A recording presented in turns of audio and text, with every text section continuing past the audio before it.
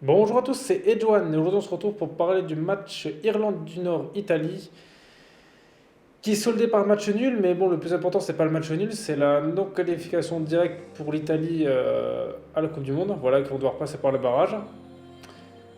Et ça c'est quand même quelque chose de vraiment surprenant parce que quand on est champion d'Europe et qu'on finit barragiste pour le mondial, c'est qu'il y a quand même un problème quelque part. Surtout que c'est la même équipe et les mêmes joueurs. Si par exemple c'était une autre équipe, je veux bien, mais là c'est la même équipe.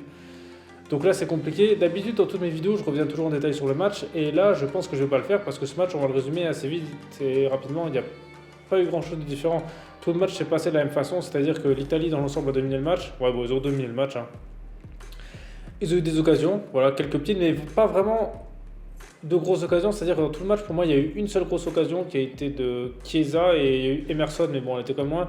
Mais voilà, c'était vraiment celle de Chiesa, c'est une frappe enroulée en deuxième mi-temps. Sur tout le match, il n'y a pas vraiment eu de grosses occasions pour l'Italie. Voilà, c'était pas vraiment intéressant à regarder. Voilà, c'était vraiment, ceux qui n'ont pas vu le match, hein, vous avez rien loupé parce que, en gros, ils avaient le ballon, mais c'est-à-dire que juste avant la surface de réparation, en général, ils perdaient le ballon, c'est très rare qu'ils passaient. Et ça, c'est comme problématique, comme qu'une équipe championne d'Europe en titre, eh ben, n'arrive pas à passer justement les phases de poule, parce qu'encore, ils n'avaient pas non plus un groupe insurmontable, hein. Bon, et certes, il n'y avait pas vraiment d'adversaires très très faibles, mais quand on est champion d'Europe, normalement, on doit gagner des matchs comme ça. Voilà, on doit passer. C'est comme des champions d'Europe en titre, c'est-à-dire ils ont battu les meilleures équipes d'Europe, et ben là, non, ils n'y arrivent pas.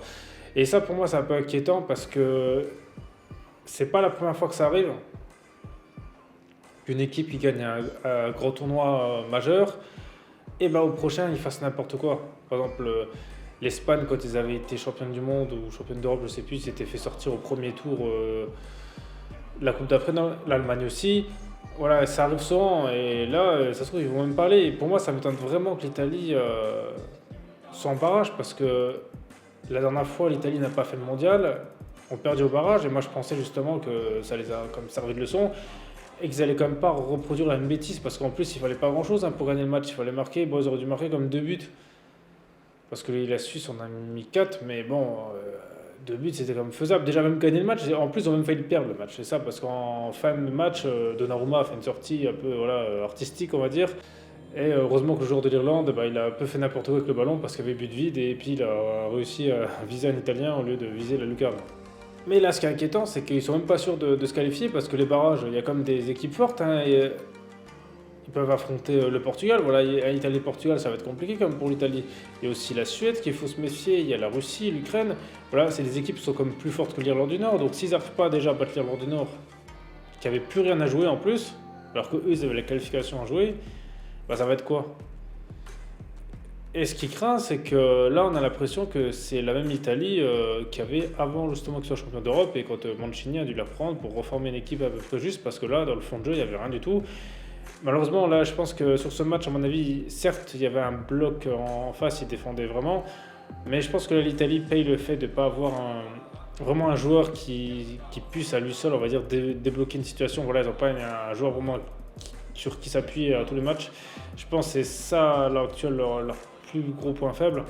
Parce que justement, dans un match comme ça, à mon avis, un joueur comme ça aurait peut-être pu trouver une solution. Mais bon, après, sur ce match, le problème n'est pas que là, parce que, comme j'ai dit, ce match était vraiment pas intéressant à regarder. Et dans l'Euro, tous les matchs de l'Italie, pour moi, étaient quand même assez intéressants. Il y avait de l'action, ils jouaient bien. Voilà, il y avait du bon jeu. Là, il n'y en avait pas. On a l'impression que c'était un match amical, à la limite.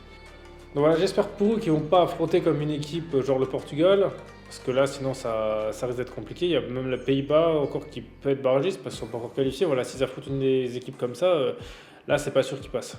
Et s'ils sont éliminés deux fois de suite au barrage, là, ça craque quand même, hein. Donc voilà, après vous, justement, bah, dites-moi dans les commentaires ce que vous pensez de ce match, ou plutôt du fait que l'Italie n'ira pas justement au mondial bah, sans passer par la barrage, hein, parce que de toute façon, si ils en sont là, c'est que c'est pas que sur un match, hein, voilà, là, il y a beaucoup de matchs, donc c'est qu'ils ont aussi fait des erreurs ailleurs. Et sinon, merci à tous d'avoir regardé cette vidéo, c'était Edge One, on se retrouve très vite pour une prochaine vidéo.